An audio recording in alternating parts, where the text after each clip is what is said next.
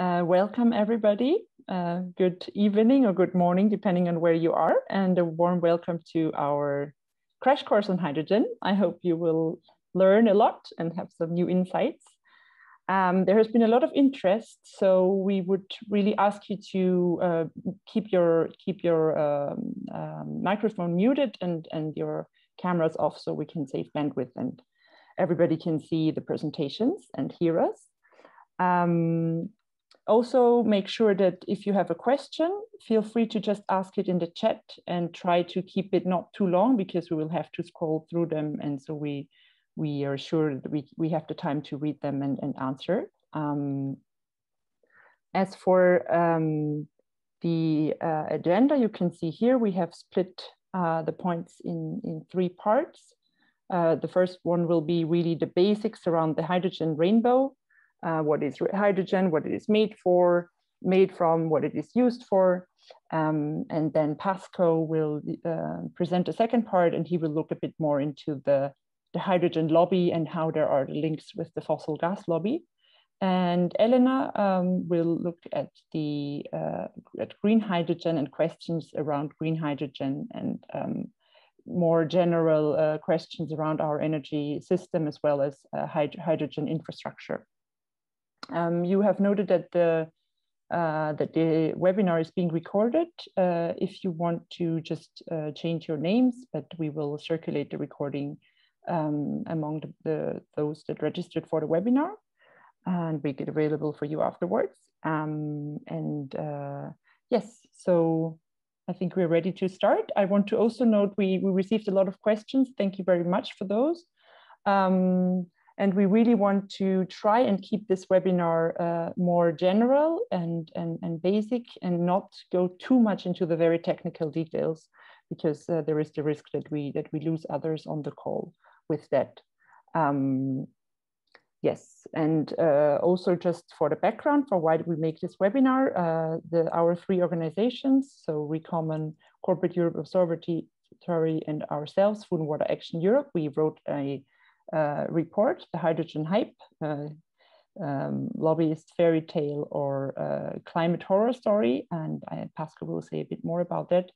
And so many of the insights from the report is what we are presenting here today with you. Yes, and I'll try to go to my next slide. So I'll start with the first part. So we will have 10 minutes of presentation and then 10 minutes of question and answers after each presentation. So yeah, we hope we have time to respond to as many questions as possible as well. And in the end, there will be a 20-minute interactive part where we also try to get some feedback from your side and some input from your side.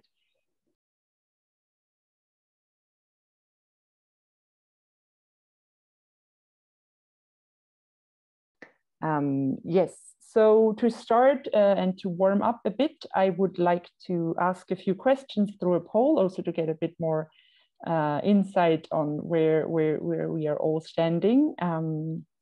David is helping us today with technical questions. So David, can I ask you to share the first poll? And it might be that I have to, yes, I can see the poll. So there is the first question, which is asking about where 95% of our hydrogen is actually used for. And I see people answering already.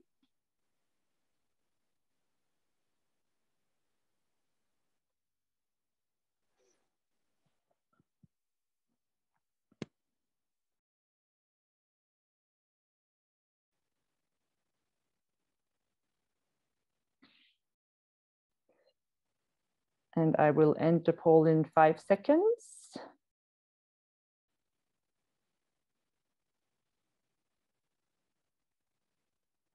If I manage, or somebody else can do it for me, because somehow it doesn't work anymore. Yes, okay, thank you. So a majority of you has given the right, unfortunately right answer, that a huge part of our hydrogen today is made from fossil fuels. What is not too bad is answer B, because a big majority of those 95% are indeed made via a process that is called steam methane reformation. Okay, can we have the second poll? Okay, so this one is about clean hydrogen, and I give you about 20 seconds to answer that, if that's fine.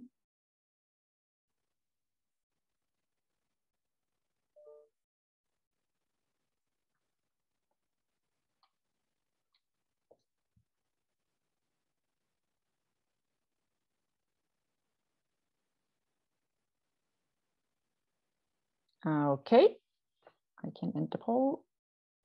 So here we have a lot of people saying that clean hydrogen is made from water and wind energy, and especially if it's about what is the narrative on EU level, I have to disappoint you, and I have to say that it's mostly a synonym for fossil-based hydrogen. So I think that also shows that in the debate around hydrogen, we really have to be very cautious about the words and what they actually mean.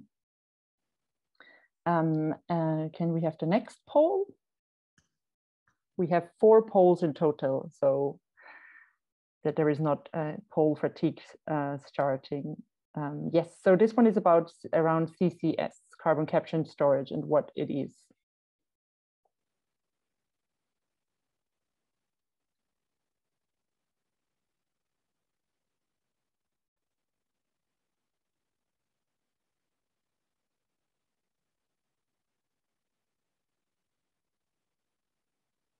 Okay, I can end the poll.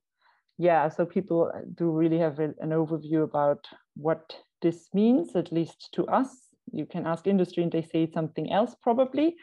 Some people answered it's an attempt to remove methane from the atmosphere. That's a trick from my side. It's an attempt to remove CO2 from the atmosphere. But yeah, the right answer is answer A. And can we have the last poll? This is about green hydrogen and what it actually is. And I give you 20 seconds or more.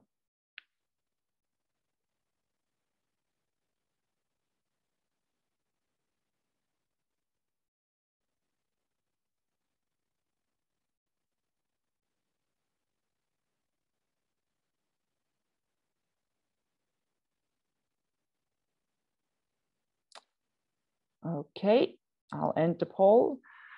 So green hydrogen is not very clearly defined. That is correct, and a lot of you have already said this answer. Unfortunately, it is not 100% renewable, but I will touch upon this, and certainly Elena will as well in my presentation. Okay, so I'll start with my first actual slide. Thank you for the participation in the polls. So what actually is hydrogen? If you ask Wikipedia, or if you go really to the very basics, you will get the answer that it's a colorless, odorless, tasteless, and non-toxic gas, which I have to add is also explosive in certain circumstances. Even though it is hyped as something very new, we already have a lot of hydrogen used in industry, or at least quite significant volumes. And they're mostly in petroleum refining and fertilizer. So it is used as a feedstock already today. It is not a greenhouse gas, and I think this is the main thing that the pro-hydrogen lobby is really trying to sell it as a solution with. There are discussions around hydrogen being an indirect greenhouse gas, so amplifying the greenhouse gas effect of other greenhouse gases like methane, but it in itself, if you use or burn it, it does not emit CO2. But this forgets a very important part of the story, which is that the climate impact is really depending on how the hydrogen is produced and what energy source is actually used to produce it. And so I just saw this quote this morning: hydrogen is only as clean as the energy source it is produced from. And this is very often what we see as as being affected is often widely ignored, even though for the climate reality, it is very important to consider. So here is our hydrogen rainbow, which we actually put in our hydrogen report as well. I put the link at the bottom of the slide. So we have a lot of different ways of making hydrogen, and very often they are referred to in terms as colors, all kinds of colors of the rainbow, which we find is not very precise. So what I think is much more precise if we say whether hydrogen is fossil fuel based or whether it is based on electricity, and there via electrolysis, and there as well it can be different kinds of electricity, and only hydrogen that is made with electricity from renewable electricity is called green hydrogen, so a small portion of it. As you can see here, we have black or brown hydrogen from coal or lignite, gray hydrogen from fossil gas, then blue hydrogen, which is very often mentioned, which is made with a process using fossil gas, but with the hope of using carbon capture and storage. There is turquoise hydrogen, which is similar to blue hydrogen as it is made from fossil gas, but with another process, so that the CO2 that is being emitted doesn't need to be captured, but is being solidified, and therefore there is the hope that it can be stored easier. A few more words on these forms in the next slide, but there are also pink, purple, or yellow hydrogen, which, just like green hydrogen, are made via a process that is called electrolysis. So electro is meaning it's using electricity to split. So that's the word lysis, which means split, or to break up water into hydrogen and oxygen. And so we have pink, purple, or yellow hydrogen, which is actually made with nuclear electricity. And then we have at the very bottom green hydrogen, which is hydrogen which is made from water that is split via electrolysis using electricity from renewable energy. And I here put some of the yellow clouds, which are showing how these types of hydrogen are being referred to. And when we talk about blue hydrogen or turquoise hydrogen, which use some form of capturing the CO2, we often hear the word clean or low carbon hydrogen, which is very misleading. As much as it is misleading when nuclear based, so pink, purple, or yellow hydrogen is referred to as safe.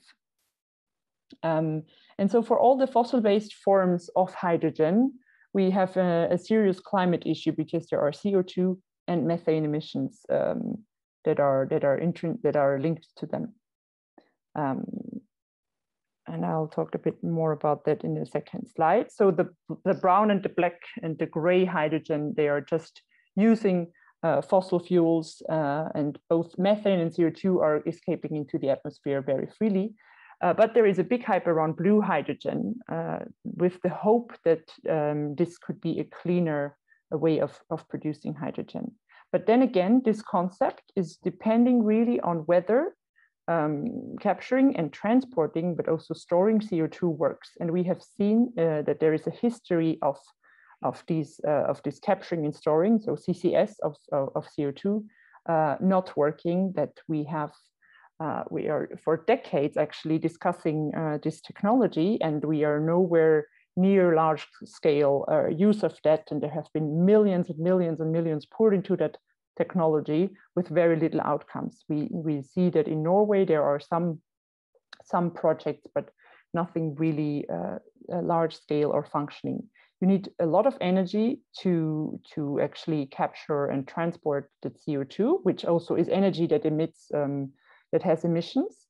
And then there are issues around leaks that can occur once this CO2 is stored. Not to speak about the costs, because if you talk about blue hydrogen and actually thinking that it would work, you would need a whole infrastructure to transport and store bit, which has costs adding up to the infrastructure of hydrogen transport itself. So I would say that this is something that is true for all fossil-based forms of hydrogen, so black, brown, gray, blue, turquoise, that there are CO2 leaks and methane leaks, which are very problematic. I'll go to the next slide.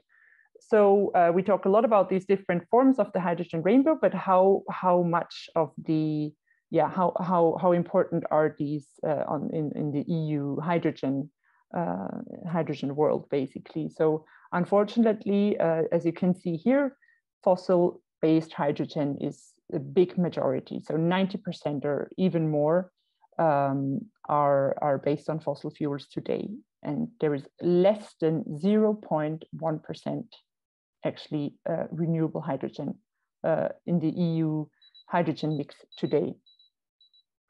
So also the hydrogen from fossil fuels with CCS, you can see here blue, is a very, very tiny minority. So just a little zooming into renewable hydrogen as such. As I said, it's not necessarily 100% renewable because there is a big push to call something renewable or green hydrogen, which is not 100% based on renewable electricity. You can see here in the picture that all kinds of electricity could in theory be used to make hydrogen with one and the very same process called electrolysis. So nuclear electricity, the average grid mix, or sun or wind. And so there is an attempt by industry to blur these primary energy sources to produce electricity. Yes, and so another thing that we see around hydrogen in general is that there is a huge push for hydrogen, and there is the suggestion that there will be a lot of hydrogen available. But in the end, what it comes down to is that if we look at only renewables-based hydrogen, which is also coming with issues, we would need to have a huge scale up of renewable electricity generation. And we know from the past that this as such has already been a big challenge. And then now having a quite inefficient use of it and not using direct electrification, but using it to convert water into hydrogen and oxygen would be in many, many ways a waste of this energy. So we see discussions for using hydrogen in all kinds of sectors, transport, from personal car to airplane, heating, heavy industry, feedstock. But in many, many cases, we already now have processes that can do without hydrogen. And the question is really how to really limit the areas in which hydrogen might have a use, so we don't end up with an actual very unsustainable, dangerous fuel that is not that is basically continuing business as usual based on fossil fuels. So I would say that hydrogen is definitely much more niche than a hype, and we should treat it that way in order to avoid bigger issues. So yeah, that's it from my side. I haven't seen if there are questions, but I'll stop my screen share. And I see that there is a lot going on in the chat. There is a question on how easy it is to determine where the electricity producing hydrogen comes from. I think if it's about what industry is wishing, this will be harder and harder to prove. This is one of the questions where it's easily getting techie, but yeah. So there are ways of proving whether renewable electricity generation is geographically and time-wise aligned with electrolysis, and this is a way to prove that. But there are attempts to widen the geographical and time span, which would make this much more blurry. is a question about water scarcity. Indeed, so I have not read a lot about this, but it's something that one does get across. And indeed, there are large amounts of water that are needed to have actually something to split hydrogen and oxygen from with electrolysis. So especially in a lot of areas, this could indeed be a problem.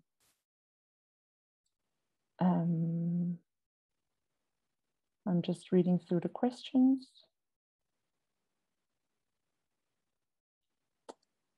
And I see that Pascoe has already answered to some. Thank you.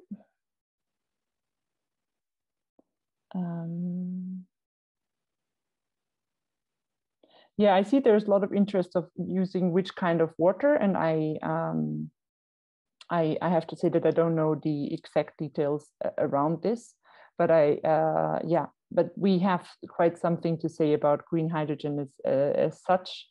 And I hope that you will have at least part of the answer after the other two presentations. Then there is a comment about additionality, indeed, that so what we see is there is a push for producing hydrogen with renewable electricity generation that is already there, which we fear would be basically taking a big part of the pie out from the scarce renewable electricity generation that we have today for using the electricity directly.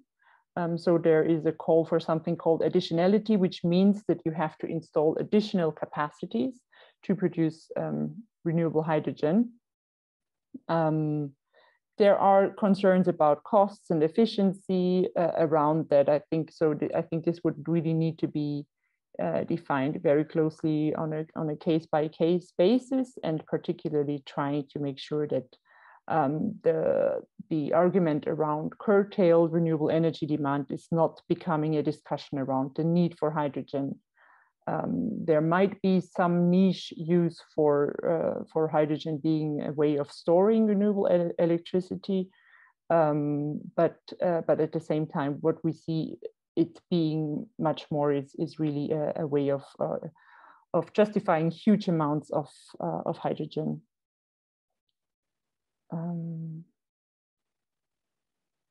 So, and this is adding maybe to the question on what the challenge is in making really green hydrogen, which will also be answered in the other presentations. But this would really so electrolysis is quite expensive, and so there are a lot of attempts saying we can, if there is a lot of wind or sun for a few days or for a few hours, we can easily turn it into hydrogen. And the reality is not as easy, because you would need to build and actually run an electrolyzer, and cost-wise, it would be a very stupid idea actually to have an expensive electrolyzer run only a few hours a day at the moment when there is a lot of sun or wind. I hope this at least partially answers the yeah. And there are a lot of comments about water use. I think you all see that better than me.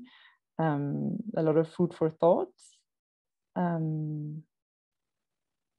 Yeah, there is a question by Ailey around hydrogen in the gas industry. If the gas industry is using this narrative, I will not answer the question because I think Pascoe will give a lot of answers to this one. And yes, there is a question on capturing and storing carbon, whether it can be stored over time or not. So far, we have evidence of there being, it's called the efficiency rate of there being, of the impossibility of having an efficiency rate of 100%, which means that the CO2 stays to 100% in wherever it is stored. So we will always have leaks. And this is why I really want to highlight that when we talk about whichever kind of fossil-based hydrogen, it will always be not only methane emissions, which is what is really linked with fossil gas, but also have emissions of CO2. Yes, we are out of time. Thank you. I see there are loads of questions. I really hope you will get some more answers in the other presentations, and I will move. I'll give the floor to Pascoe.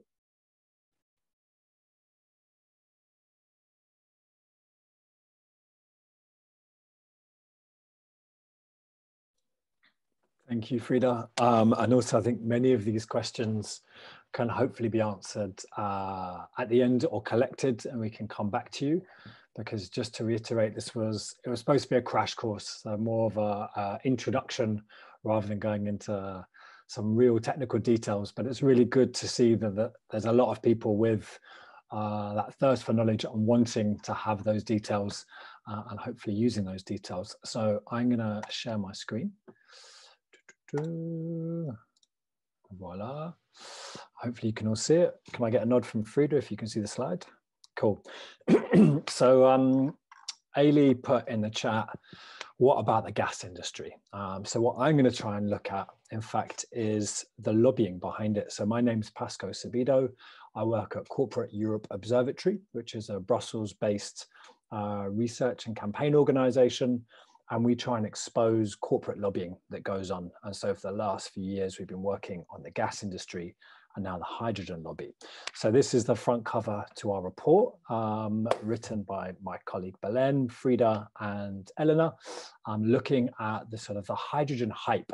So what has been this massive hype by industry and what's the lobbying that's gone with it?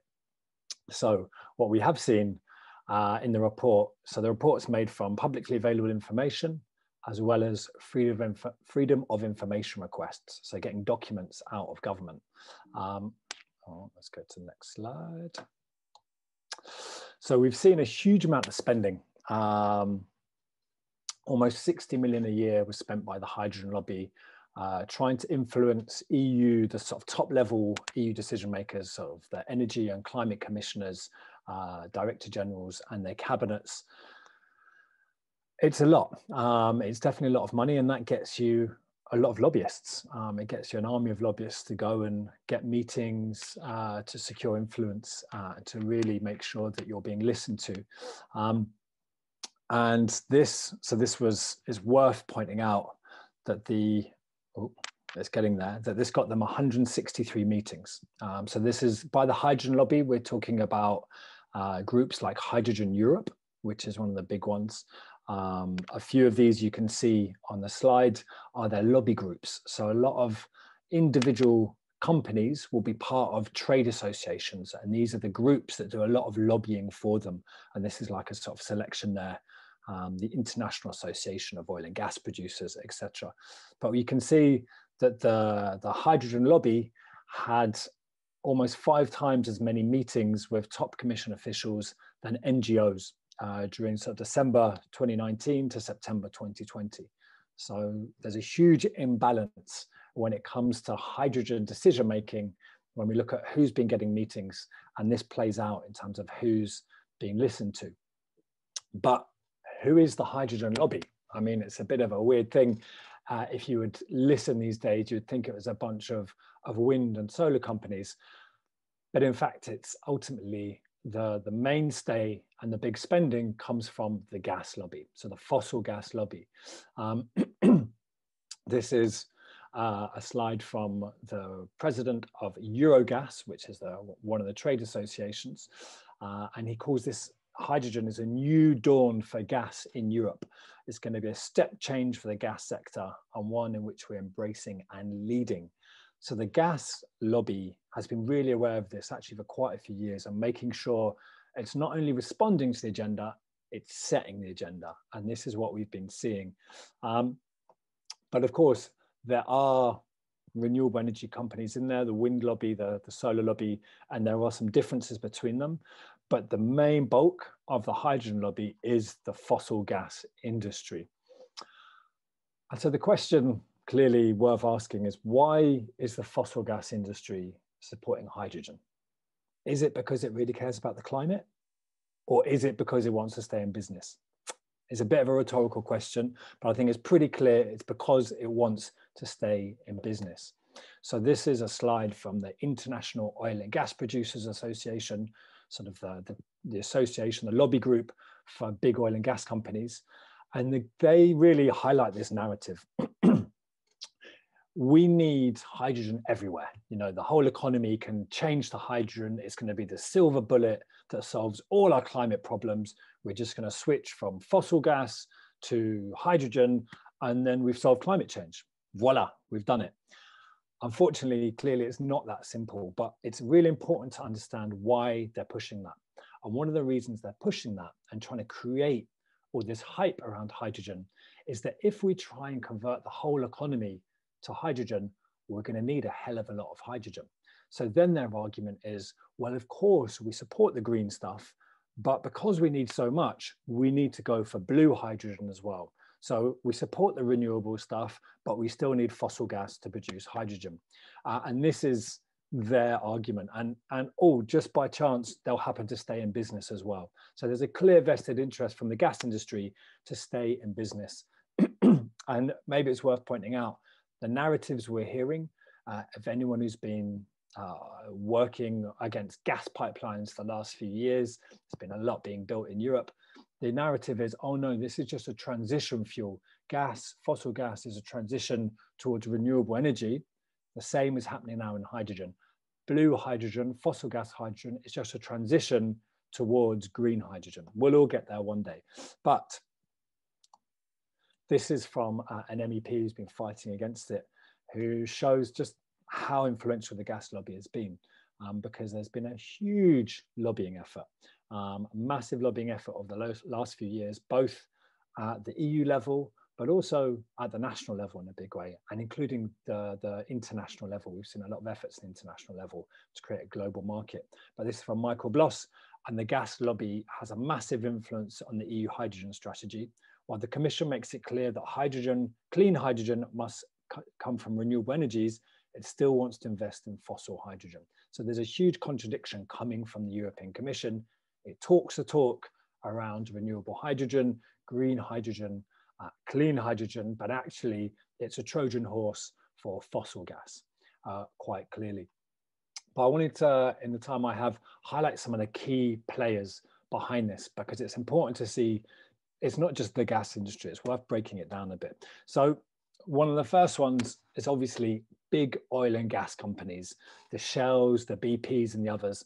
Why are they so pro-hydrogen? Well, obviously, they want to keep pumping oil and gas. They want to keep fossil gas coming out of the ground rather than leaving it where it should be. So this is Equinor, used to be called Statoil. You may have heard of it. It's in Norway, state-owned or partly state-owned oil and gas company. And it's been going big on hydrogen. Why? I mean, this is the question. So first of all, it's very present in Brussels. It chairs a lot of working groups within its trade associations. So we saw earlier the IOGP and Eurogas. It's really involved in its lobby groups and is present in Brussels. And why? Because of course it wants to keep pumping oil and gas.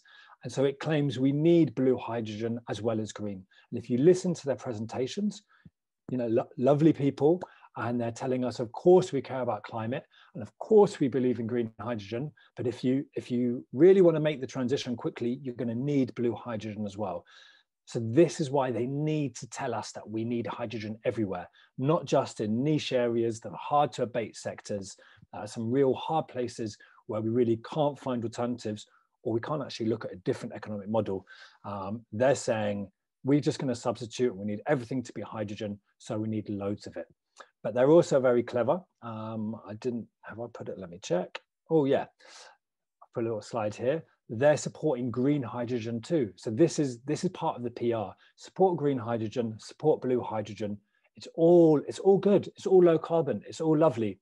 And this way you get to try and show that they go together. So Equinor has been really important in showing, pushing for them to go together. Another part, the utilities. So your power stations, you know, currently gas-fired power stations. Why are they keen on hydrogen? They want hydrogen to keep the turbines going. So we're calling for hydrogen for power generation. That's what they're calling for. So switching from fossil gas to hydrogen, not a particularly efficient way of producing electricity.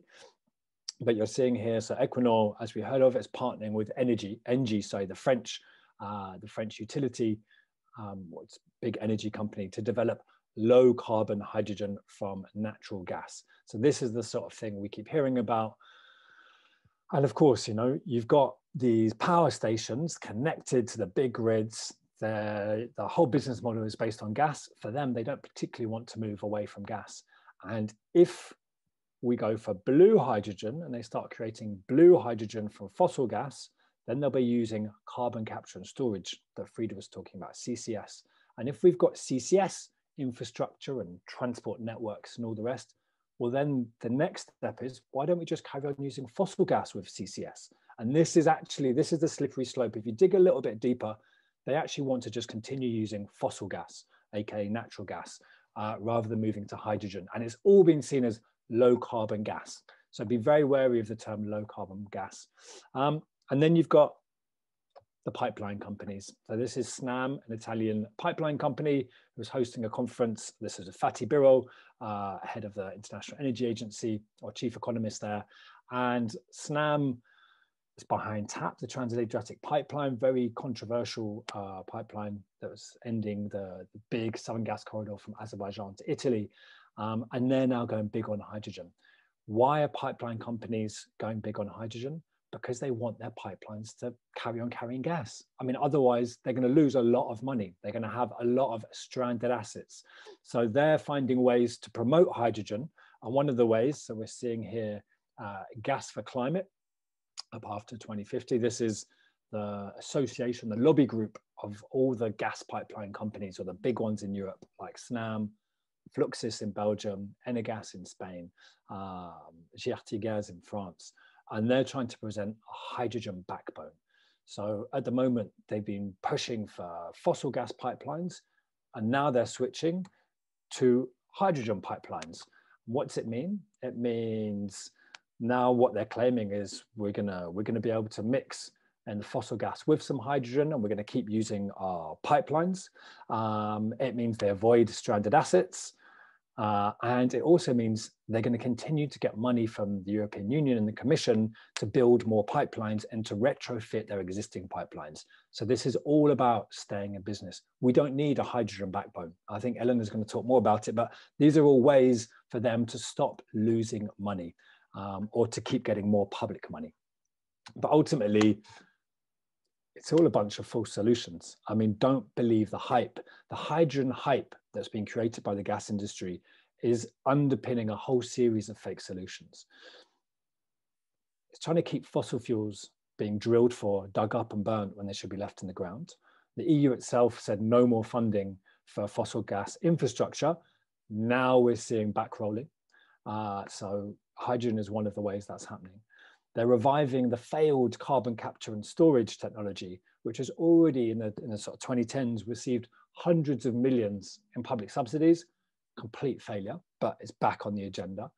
And they're also entrenching gas infrastructure when we should be decommissioning it. The conversation should be about how do we wind down these pipelines rather than how do we build more and make them transport hydrogen, or actually just keep what we're seeing hydrogen ready, just keep transporting fossil gas until there's hydrogen.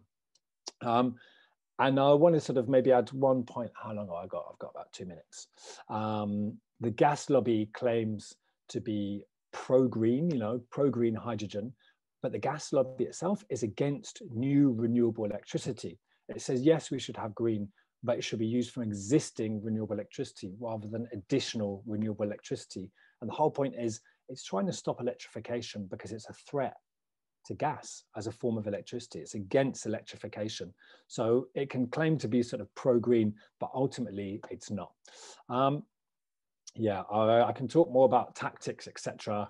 in questions if there are questions, but I just wanted to say a key thing to remember is not just the gas lobby who's pushing this, it's the European Commission who's been incredibly supportive. The European Commission has been lobbying both member states, so national governments, as well as industry. Here's a little quote from Timmermans, who's the executive vice president for the European Green Deal and leading on a lot of this. Hydrogen rocks, I'm committed to making it a success. They've been organizing industry to sort of get behind hydrogen. This is a workshop that the European Commission held. And they've also pulled together the European Clean Hydrogen Alliance to try and create a pipeline of projects. The European Clean Hydrogen Alliance is basically full of industry. It's full of fossil fuel companies with a few NGOs who have been convinced to be in there who don't ultimately get listened to. So it's creating a body staffed by the Commission, but also Hydrogen Europe, General Secretariat, full of industry to guide us on where we're going to go with hydrogen. So it's very dangerous to see that our hydrogen strategy, that European Union's hydrogen strategy, is actually being taken forward completely by industry.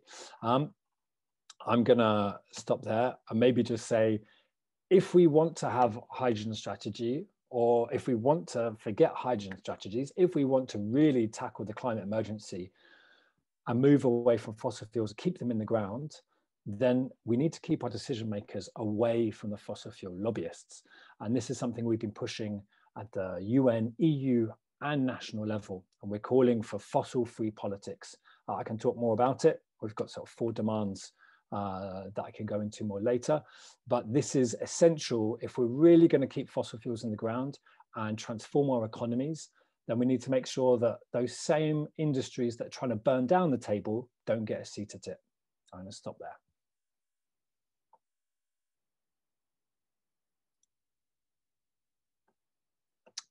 Okay, now I'm supposed to take my own questions. Okay, this is a bit complicated. Right.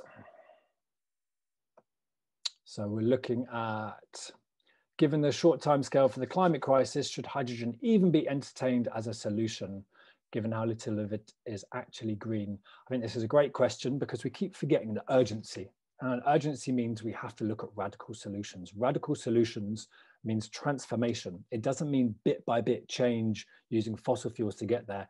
It means really changing. And that's ultimately looking at industrial processes. It's looking at what forms of transport we use, how our entire economy is organized. So yeah, I personally think we need to stop talking about hydrogen. And I'm sure like there will be some hydrogen in the future for a few niche areas, but the whole focus on hydrogen, the fact that it is the silver bullet, means we're being distracted from the really key things of energy efficiency, massively reducing energy usage, hugely reducing international shipping, moving away from sort of big free trade models, which just exacerbate environmental destruction. We need to move away from extractivist models, which mean we continue to sort of exploit resources in other countries to make our sort of fancy green economy. We really need to do things quickly, and hydrogen is 2030, 2050. This is again thinking that we can have a roadmap towards 2050, but by the time we're at 2050, we're all going to be fried if we carry on at this rate. So no, I really think this is a Trojan horse, and we need to stop following the industry's agenda, because this is what's happening. We're allowing industry to set the agenda, and then we try and tweak the bits around the edges and say, but we want a better solution. The thing is, yeah, at the moment, I feel we have to say no to hydrogen, no to all hydrogen, no to green hydrogen, except for a few exceptions. But we have to take a much stronger line, because otherwise we're going to fall into an industry-led agenda, which is happening already, and we're going to be used to be co-opted. And this is what we're seeing already through like the European Clean Hydrogen Alliance. NGOs are taking part, but they're being ignored, unfortunately. Let's see. Yeah, so a really important question from Alphonse. So what we're seeing, and maybe Elena will go into more of this, is post-COVID, we've seen more than 750 billion put forward by the European Commission through its recovery and resilience funds. And actually a lot of this is going to go, well, billions and billions are going to go towards hydrogen projects. And this is really important to know, because it's going to happen quickly. So this year we're going to start seeing money flowing. So it's going to be agreed either April or June in the council meeting, and then we're going to start seeing money flowing into hydrogen projects. So lots of public money is going to be finding its way to the fossil fuel industry in the name of hydrogen. So this is something for activists on the ground to be aware of. There will be a lot of projects near you that will be happening. Your governments, it's really important to be looking at who governments are giving this money to and what are the criteria. Because at the moment, we were talking about green hydrogen, and now we're talking about what green means. And now it feels like it's moving towards gas is green, fossil gas. Also, taking electricity from a dirty grid is now seen as green as well due to lobbying efforts. So I think it's really important to be wary and to be alert to what's going to be happening. So seeing all these hydrogen projects, seeing who's behind them, and ultimately we are going to have to fight a lot of them. So this it's also going to be a cover for new pipelines and other things. So I see this as the real fight on the horizon that can actually link a lot of grassroots groups together, the same way that fighting the projects of common interest and what's called the PCI list did, because there's also the EU has it's a scheme called the Important Projects of Common European Interest. One of the projects of common European interest is hydrogen. So expect to see a lot of projects and a lot of money going that way. I'm going to try and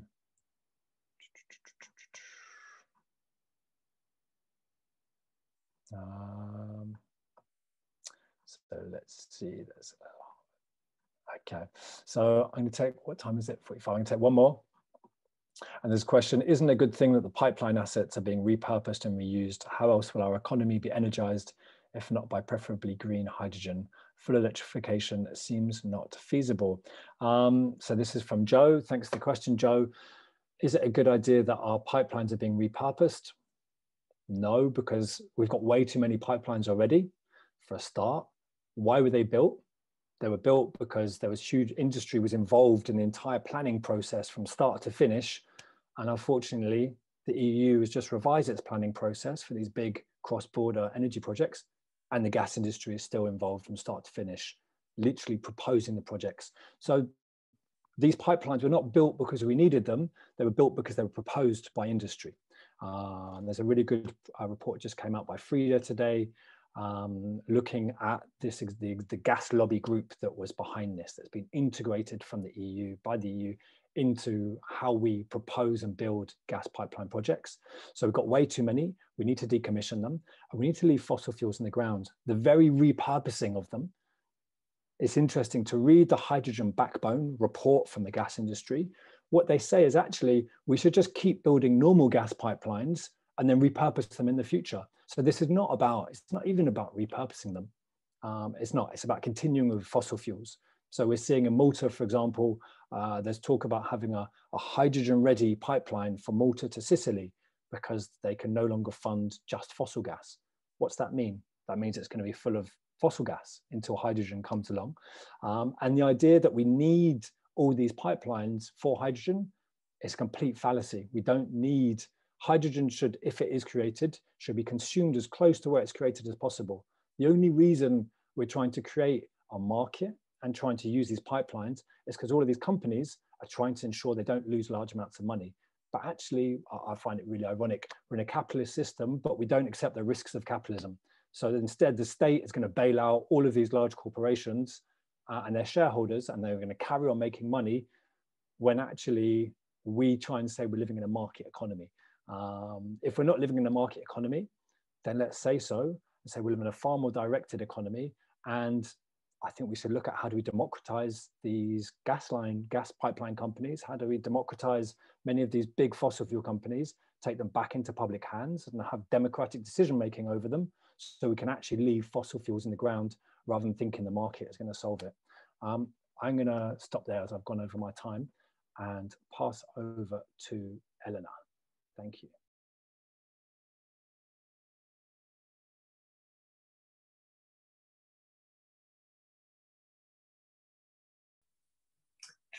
Thanks a lot, Pascoe. Thanks everyone for being with us today.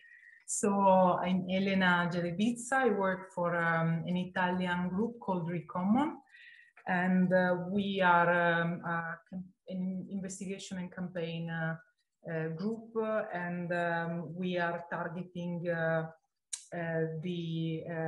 let's say, devastation of the environment caused by mega projects and by the extractivist model. So energy is one of the areas that we've been working on for many years now. And together with Frida and Belen and now Pascoe, we started to work this specific work on on hydrogen, because we are seeing that already for a couple of years, at least in the Italian, but also in the European context, there has been a lot of energy from the specifics of the gas industry to promote this idea of hydrogen for the decarbonization of the European economy. So I will try now to go a bit more into the meaning of what was also before in the questionnaire of Frida. So the definition of clean hydrogen or low carbon hydrogen, which are being used often, especially in the institutional language, and that are definitions behind which you can see fossil gas corporations and their interests, as it was explained until now. So the idea that we need hydrogen for decarbonizing the economy needs to be unpacked to allow us to get to the core of what is actually needed and separate it from what industry wants. I will try to unpack a very specific narrative that we have seen unrolling in the recent months. And the line goes like, we all want green hydrogen, but we need time to install the needed gigawatts of renewable energies that are needed to produce it. So in the meantime, we have blue hydrogen that could be scaled up, and we should go for it. So this is a very, very dangerous route, and it has some implications that I will try to unpack now with you. The first one is that we should go for a substitution of fossil energy with renewable energy and hydrogen. The second implication is that the gas distribution network may easily become 100% hydrogen ready. And so what is the meaning of it?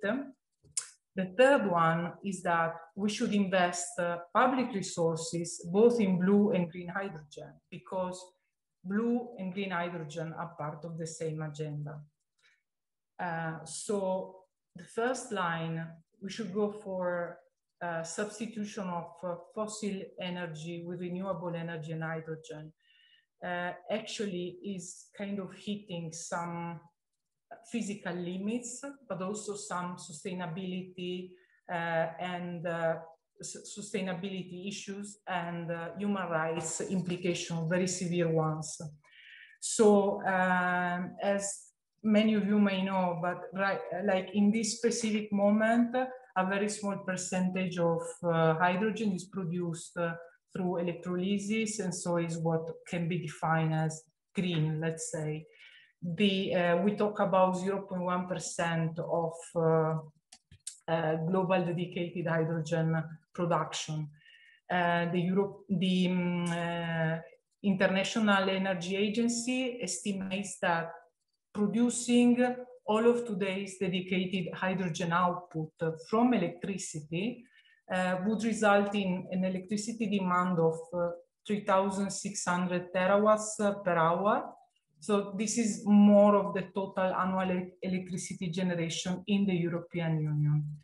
And what Europe is planning to do to move into like 100% renewable hydrogen by 2050 is to install up to 40 gigawatts of renewable energy plants dedicated exclusively to the production of green hydrogen. So like Frida was saying before, we talk about additional renewable energy plants compared to the existing ones, plus 40 gigawatts at the doorstep of European borders. What does it mean? The first question is where within Europe we would be able to install that amount of renewable energy dedicated only to hydrogen production, and what type of projects would them be? I mean, are we talking about large-scale projects? Are we talking about a more distributed capacity? And again, this is like everyone agrees that there are some physical limits. So this is one of the reasons why we are saying that there is no space for a full transition into what industry calls the hydrogen economy. But we should rather imagine like a transition to a different model, which is rooted on the full electrification of the system, which should be also decentralized and more sustainable than some of the renewable energy projects that are being planned today. If we look at outside of Europe, these 40 gigawatts should be produced in countries that are like Morocco, Egypt, Ukraine. This is just to mention some of the first ones that were like the potential candidates. And we talk about mega projects for concentrated solar, which are already criticized quite heavily if we think about what are like the projects presented by Morocco. They are actually projects that are being built in Western Sahara, so with all the human rights implications of that. And they are also heavily criticized already for the significant use of water. So if you look at Egypt or even Ukraine, the risk that we see is that we are basically translating the same projects, the same problems that were generated by mega infrastructure so far, also in the renewable energy development. So we are kind of replicating the same extractivist model, which is like centralized, top-down, undemocratic, but also systemically corrupted, abusive, and violent toward communities, and favoring the concentration of power and the extraction of richness for the accumulation in the hands of even smaller minority. So this is kind of, a pathway that we should eventually avoid, and instead we should try to change it for a more just economic model. If we look into the second headline, so like what the gas industry says about the gas distribution network that may easily become 100% hydrogen ready. What is the actual meaning of it? So Pascoe was mentioning before the plan for creating a hydrogen backbone across Europe. Actually, the estimated cost for a dedicated hydrogen backbone should be, according to industry, between 24 and 67 billion euros. So this is a massive, massive amount of money.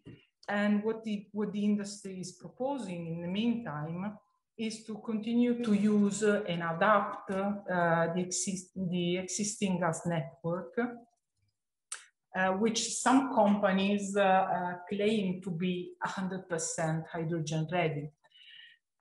What does it mean? So if we try to dig it a bit into the language used by the Italian transport system operator, SNAM, and for the language of SNAM, 100% hydrogen ready means ready to transport blended hydrogen, pretty much hydrogen produced from fossil gas, in a mix up to 20% with natural gas. So this is really something that goes into the frame that Pascoe was defining. So how do we, how are we making sure that our distribution network is not becoming a stranded asset very, very soon? How are we ensuring long life to the gas distribution network, but also long life to gas? This is the point. The same companies that are proposing the retrofitting of the existing gas distribution network are also active players in the expansion of the gas market today. It means that they are investing into building new infrastructure. They are in partnership with companies that are exploring and extracting from new gas fields. And this is just something that we can't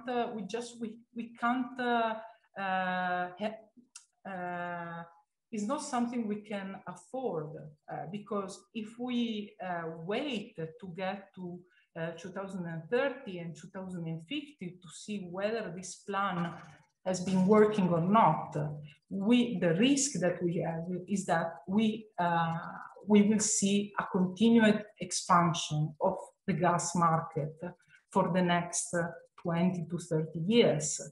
And maybe something that was not said until now is that the impact of methane on the climate is something like 86 times than the impact of CO2 in over a 20 years time frame. And it is more than 100 times the effect of the CO2 in a time frame of 10 years. So this is really not the way we should be going. The third element, so then is like, what does it mean when the industry says we should invest both in blue and green hydrogen because they are part of the same agenda? So this is actually not true for a very specific reason. Like some critical researchers who are looking into like whether hydrogen could be used or not in some very specific sectors are also saying that if green hydrogen could make sense for some very limited sectors or even specific industrial plants that can't be decarbonized in other ways and that should continue to operate. So it's really like kind of several layers of decision making. But if we decide that they should carry on and we need green hydrogen to make them carry on, then researchers are saying hydrogen should be produced on the spot and used on the spot because of economic reasons, but also because of the how energy intensive is to actually move hydrogen around. So we have more and more evidence of the fact that transporting hydrogen across a network of thousands of kilometers doesn't make any sense. Also in terms of the amount of energy that is needed to pressurize it, depressurize it in order to move it across the network. So this is a very important element, and is the same type of thinking that, like critical thinking that helped to stop some of the most energy intensive explorations, like you may remember the early days of tar sands exploration or even shale gas. People only later on realized how much energy intensive was that process. So we are facing the same type of critical thinking today about having a Europe-wide distribution network for hydrogen. And this is only on top of all the environmental, social, human rights implications of, as I was saying before, continuing to expand the gas agenda, which is kind of going hand in hand with that. So just for a final remark, I think that the main point here is that we really should put our attention in changing the model, like changing not only the energy model, but really the economic model that is behind our living and the society that we are living into. And that has a lot of implications, but that means also that there are choices that needs to be made today. And these choices, they have implications, of course, on the investments and on how we will be using the public funding that are available today. So not only in terms of like using the recovery plan funding in Europe, for instance, for building the right projects that are needed for a real transition of the economy, but also there are choices to be made on how public money will be used to reduce the risk of certain investments versus other ones, which is what industry is also looking for. So I think I can stop now. I hope I didn't take too much time. Yes, there are still a few more minutes for questions before we start the input session. So if you have some questions to the presentation of Elena or some other pressing question, please go ahead now. Afterwards, we will close the question box and go to move to the last session. There is a comment on the hydrogen backbone, Elena. If you've seen it, just that the cost is going even higher now as it becomes more ambitious. Okay, if there are no other questions, or is there one? Yeah, is there any question that you see in the chat box that you want to take, Elena, at this stage? Or so about on ideas on how to defeat the lobbies? Maybe Pascoe, you want to take that? Nothing seems to have worked so far. Any ideas? We also have, yeah, please go ahead. I was just going to say, it's worth saying to the three of us, our organizations are all involved in fossil-free politics campaign, which is exactly this of how do we defeat the lobbies? Part of it's about taking away the social license of these companies, their role in our society, in our economy, in our political system. We need to toxify them. And one of the ways is literally to keep them as far away from our decision makers as possible. So the same thing that happened to the tobacco industry and what came out of the World Health Organization, they were trying to have really tough rules around tobacco control, and the tobacco lobby kept on stopping it and kept on weakening it. And we're seeing the same thing with the fossil fuel industry. So we need to try and ensure it's as far away from policy making and decision making as possible, and to stop this cozy relationship and privileged access. So we're calling for an end to lobby meetings, stopping vested interests, which means sort of conflicts of interest like the revolving door.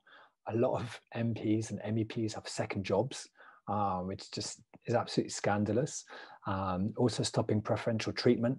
This means ending subsidies, not bringing the fossil fuel industry on trade delegations, on climate negotiations, and also stopping partnerships. So for our public decision makers to not be sharing platforms with the fossil fuel industry and not inviting them on public premises to have events. So stopping any of these partnerships. But I wanted to actually follow up with Elena, because I think the situation in Italy it's not so simple as lobbying, is it? That the relationship between SNAM and ENI and the Italian government is perhaps a more peculiar one.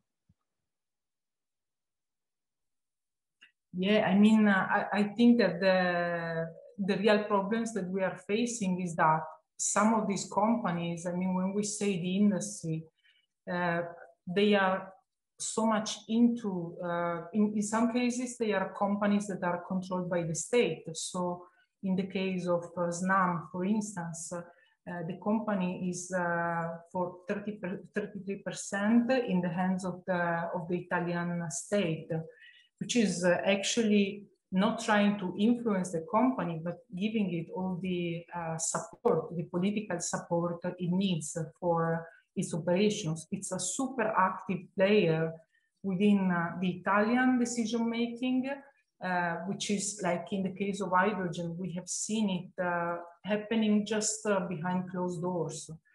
So like companies participated to roundtables on hydrogen already in 2019, and that informed the draft hydrogen strategy of the government, which was basically built really suited around the proposals of the companies, which we try to access and we could not because of commercial interests. So that's just to give an example, but there is also an issue around how the government is deciding incentives for the domestic energy market. And in this moment, all the incentives are really going towards a shift, for instance, in the case of the power sector, from coal to gas. And the amount of money is really immense that we are talking about. But also the gas distribution actor is getting enormous incentives just for having the infrastructures in place. So there is like a part of the business which is so-called regulated business. So it is it is an area where the money that the company is making is actually coming mostly from the subsidies guaranteed by the state. And this is completely outside of free market. At the same time, we are told the story about free market and how much we need to expand the gas network because we have to create a market, the market demands it, and so forth. So it's just like really going into the decision making, but in a way that is much broader than you know, discussing about whether we should phase out or not from fossil fuels. So this really has ramifications across the decision making in every area. So, and yeah, I mean, when we, like a few years ago, when we did a research together with Pascoe and other groups in Europe around understanding who are the transport system operators in Europe, we actually realized that these companies are not only distributing gas, they are actually pushing for the construction of new gas pipelines. They are owning the gas pipelines. And they have an incredible role in defining the policies at national and European level. So with the hydrogen agenda, we see a very, very similar situation. Thank you, Elena. In the end, there were a lot of other questions. I think we don't have time to take them if you want to have a bit of time for input. I will very briefly take one question on legislative processes that are coming up around hydrogen, very briefly. So we will have a discussion that are actually already starting about something that's called the gas package. So there, hydrogen will be quite prominently featured, and it will be about how much hydrogen you can mix into the gas grid and so on. So this is definitely something to watch, as well as the renewable energy directive that is being revised at the moment. And there, as I outlined, and also Elena touched upon this, there is this big push for actually ridiculing the word renewable, because if it is about the fossil fuel industry, it would not mean renewable anymore. And at the moment, this is already quite advanced. We have discussions around infrastructure, about an infrastructure law, and this is also Pascoe mentioned the report that we published, and this is where both the fossil fuel lobby as well as the concept of hydrogen is really being pushed for. This infrastructure law is called the 10E.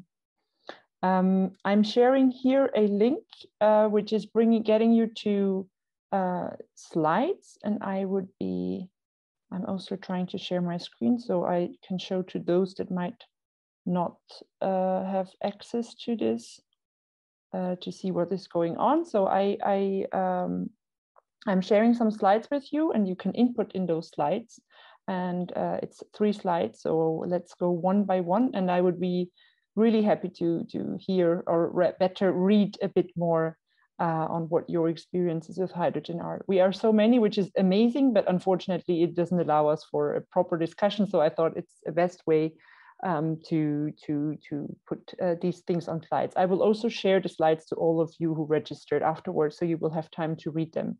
And you can also distribute on I duplicated each slide, so you can try and input on either the first or the second slide. So the first question is, we would really like to hear what your experiences with hydrogen are, and also please indicate where you are from or where you experience it, be it narrative, be it where you get across hydrogen, be it who is pushing mostly for hydrogen. And yes, and feel free to also use the second yellow slide, which you can see if it's getting too crowded in the first slide.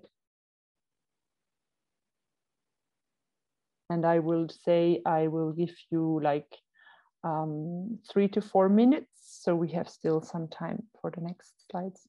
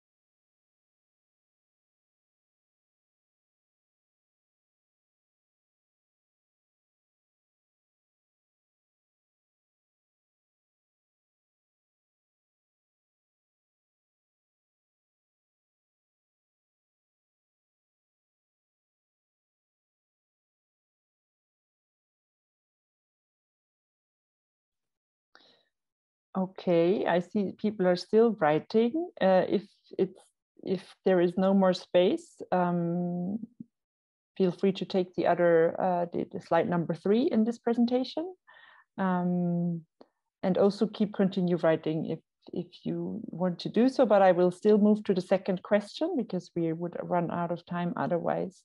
So this is where we would really like to hear what your future plans are, what you would like to do to work on hydrogen, and around which topics, maybe which targets, and also please share the name of your organization. So if there are others that are really interested in maybe joining or learning more, that they can link up with you. And same as before, feel free to both use slide number 4 or slide number 5 if you're running out of space.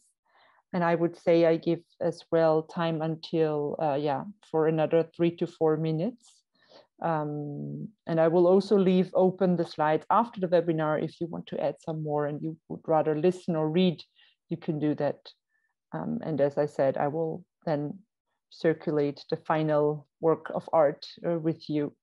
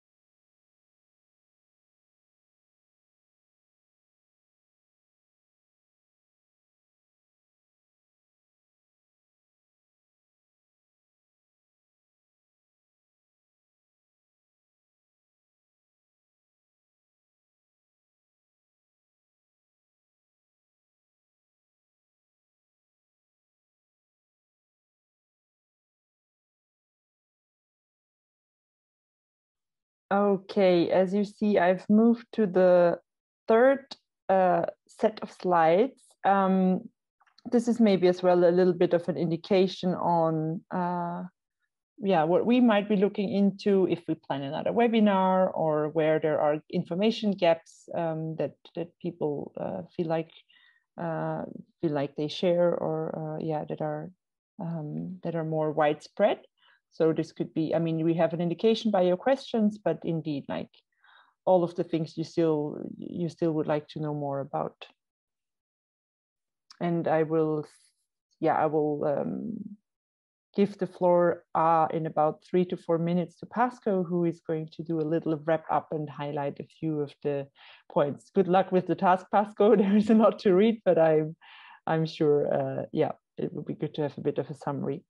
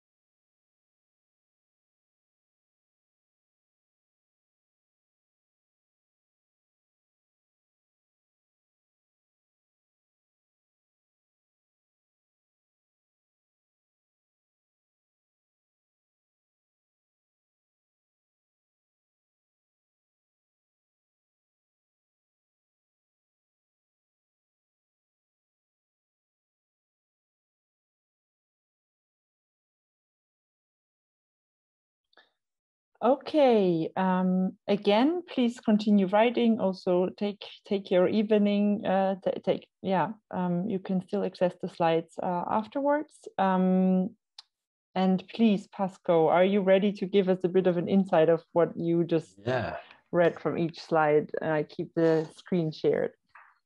Definitely, I thought it was really interesting. So first of all, thank you, everyone. This is probably, for me, the most valuable bit of it. It's making me slightly feel that we need more of a network, or within the Beyond Gas network, something that brings together groups who are working on this beyond perhaps what's happening at the Brussels level, because so much diversity from countries. In Central and Eastern Europe, you still see the issue of coal as the big issue, moving from coal to gas and then to hydrogen, this idea of a transition fuel. So hydrogen is present. And then as you're moving sort of further westward The big TSOs, sort of like Fluxus in Belgium, are doing things. In Germany and in Denmark, we're seeing pipelines claiming they're going to be clean and green, which is complete BS. And UK likewise is going really big. So, I mean, hydrogen is clearly everywhere, as we're suspecting.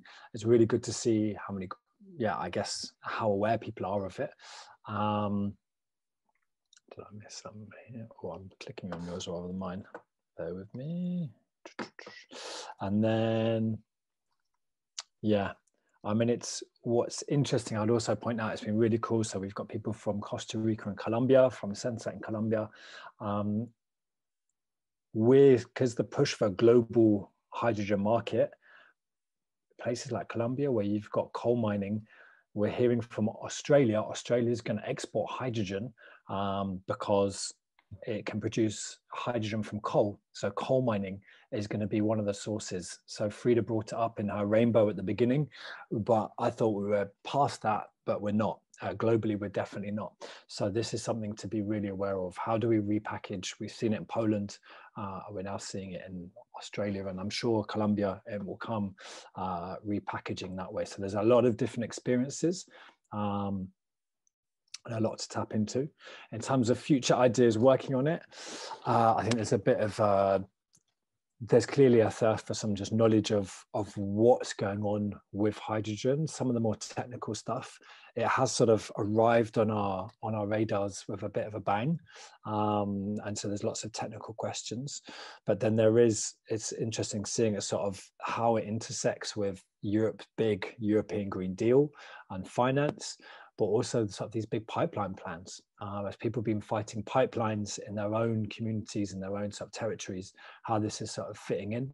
And it feels, my sense of it is a lot of people are still working out what's going on, which I have to say, which in a way, why we wrote this report, or why the report was written in the first place, was just to put something out there and begin, because it's happening so quickly. So I think it's really cool that we're all able to be learning together and sharing. But it's, I think there's going to be a lot to be done in the future. And it feels like there's a lot of potential to be sort of pushing back. When I'm looking at what's going on in Eastern Europe, I was just going to quickly, Diana in Poland, look up the Business and Science. Poland is the big lobby which is pushing for hydrogen in Poland, or in the EU on behalf of Poland. But there's quite a few of these. And then for the last, other topics around hydrogen, I think there's some great stuff that we could do either all together as a network. The stuff that's been on my radar, like Elena touched on the what's going on in North Africa. We're also talking about Inga 3, sort of in the Congo, sort of big dams that are going to produce, we're supposed to produce large amounts of electricity, how that then gets taken to Europe. And we're seeing like Germany signing deals with Morocco. So there's going to be a lot of bilateral deals going on with European countries, with those in the global south. So I think how we look at how it does impact countries in the global south is a really important element. How is this sort of yet another neo-colonial land grab and resource grab? And then we've got some more of the sort of Brussels-based stuff around regulations, like the Trans-European Network on Energy, so TENI, and these sorts of things. And then, I think that it feels like looking at the water actually is something that came up in a big way with you, Frida. I think that'd be an interesting one. I've seen some things, read some stuff about it. Some studies showing that actually the amount of water being used is going to make it inconceivable, even in places like California, or the cost to desalinate water is going to be so high. But there are desalination projects. So it feels like there's a need for more information and maybe a place to store information, for sure. And then some busting lobbyist and policymaker myths. I think this is really, really important too. But it feels like there's a good, from the questions, there's a good level of knowledge already. People are realizing how hydrogen's already intersecting with their fights against fossil gas and against big infrastructure, and aware that this is going to carry on that trend. So we need to sort of make sure we're equipped with the arguments and work out where the threats are coming from, be it at the European level or the international level.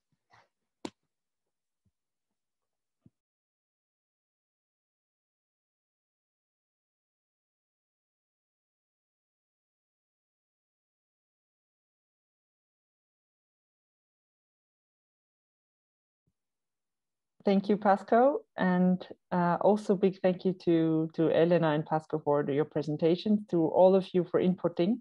I think, yeah, we are 1 minute over time, and it's quite late, especially for those of us who are in Europe. Yeah, so I hope it was useful for you to learn from our side. It's definitely useful for me to learn from your plans and your ideas. I hope that we can also keep in touch on this topic. You have my email address, and I will also send around, as promised, the recording, some links of the reports that we discussed today, as well as the slide, which we will tidy up and make available for you. Yeah, thank you for staying with us for so long, and yeah, we will definitely inform you if there is any follow-up webinar planned from our side, and let's keep fighting for solutions together. Thanks. Thank you. Thanks a lot, everyone. Cheers. Thank you. Thanks a lot. Take care of yourself. Yeah. Thank you. Bye-bye. Take care. See you. Bye-bye. Bye. Bye-bye.